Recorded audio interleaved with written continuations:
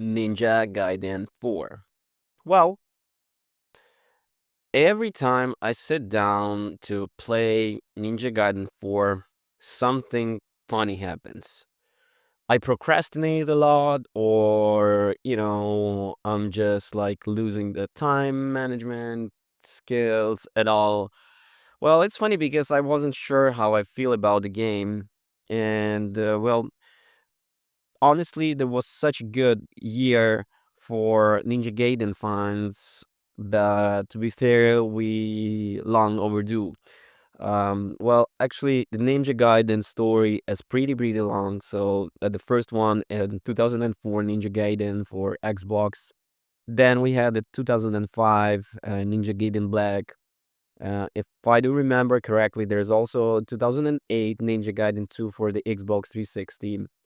And as far as I remember, the last time producer Tomonobu Itadaki would work on the franchise, and then he just went and rested.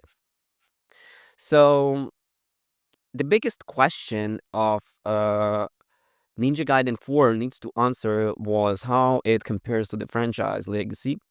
Ninja Gaiden 2 Black did a great job not just introducing the former gold standard of the 3D action games, but the modern day Ninja Gaiden franchise itself. Having said that, it's pretty easy to make the definitive version of the great game, building something from the group up of a major franchise and risky endeavor.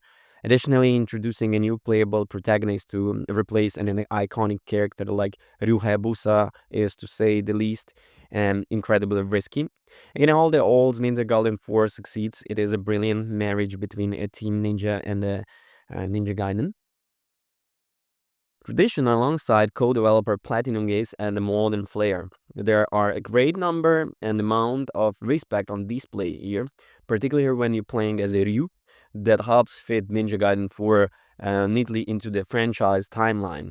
I don't feel bait and switched like some people felt back in the day in the Metal Gear Solid 2, Sons of Liberty, with Raiden taking over the for Solid Snake. Instead, Yakumo feels just like being a part of the series since day one.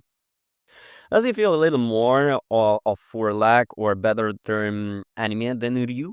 Yes, and how you feel about that depends how much you anime enjoy your gaming experience. It is the end of the world either way. Far from it. In fact, playing as Yakumo, which does carry some slight differences compared to Ryu, feels like a great impersonation to the classic of Ninja Gaiden gameplay experience. During the game original reveal, Team Ninja stressed out how the two characters handled things differently. One key reason of that is Ryu controversially only has access to the one weapon, the Dragon Blade. Yes, it is super disappointing, especially since earlier this year I enjoyed using a variety of different weapons built in Ninja Gaiden 2 Black. Thankfully, the modernization of the Ninja Gaiden 4 combat ultimately had me not caring as much as I anticipated. What also helps in the fact the Akumo is able to wield a variety of the weapons himself. Combine the two offers several playstyles that can fit various strategies and skill sets, of all which come in handy. In fact, let's discuss those skillets further, as accessibility has been a major taking point from Team Ninja leading up to the game release.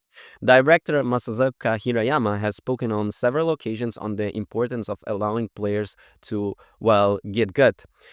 Consider for a second, as you know, the big game Hollow Knight Silksong, a game whose frustrating difficulty was a major point of contention following its anticipated release. Rather than dive into the traditional one standard difficulty approach so many Souls like do, Ninja Gaiden 4 instead offers several difficulty options for the players, ranging from we are going to auto block and dodge for you, all the way to I'm gonna kick your ass and you're gonna to like it if you're masochistic. Yeah. Against all odds, I can believe I'm saying this, but I've enjoyed my time playing on every difficulty level. Yes, even the game hero mode, which comes with every training wheel you can think of. Was my adrenaline racing in the same way as I was playing throughout the game's boss trials on the Master Ninja? No, of course not. Was the combat pure cinema and I racked up impressive combos? You bet. And at the end of the day, that's the best way to describe Ninja Gaiden 4. It's pure cinema. I mean, just look at this videos. I'm not afraid to admit how much time I'm spending in different photo mode that makes me a little bit perv, but I'm someone who never wastes any time in photo mode.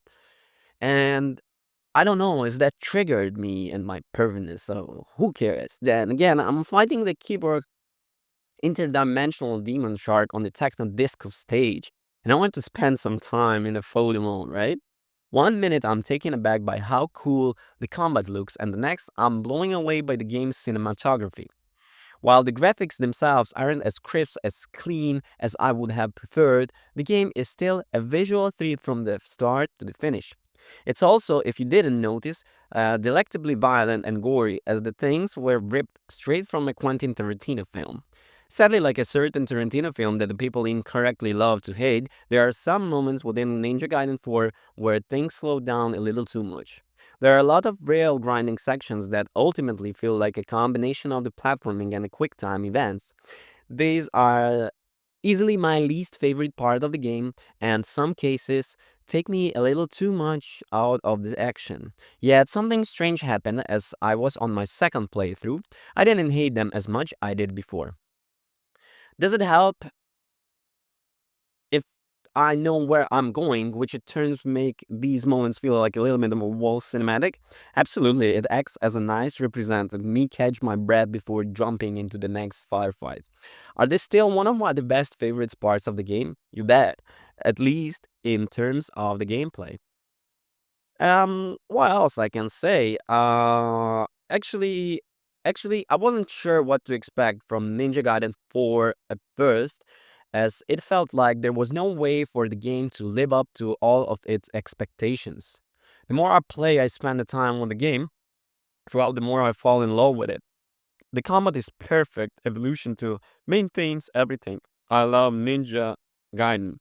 While also incorporating the accessibility and convenience of the modern game design, the camera and targeting systems can be annoying at times, but more often than not, those concerns fade away as I get into the groove and crave up enemies with my favorite weapons. This is the gold standard for fast-paced, high-octane, and 3D action games. I just hope we don't have to wait another 10 years for the next one, or, you know, it's sometimes it's worth the wait, but I hope not. I just think that the capacity of our technologies right now could be better. Yep. Nevertheless, thank you for watching. Don't forget to rate, comment, and subscribe. Peace. Bye. We're gonna make games great again.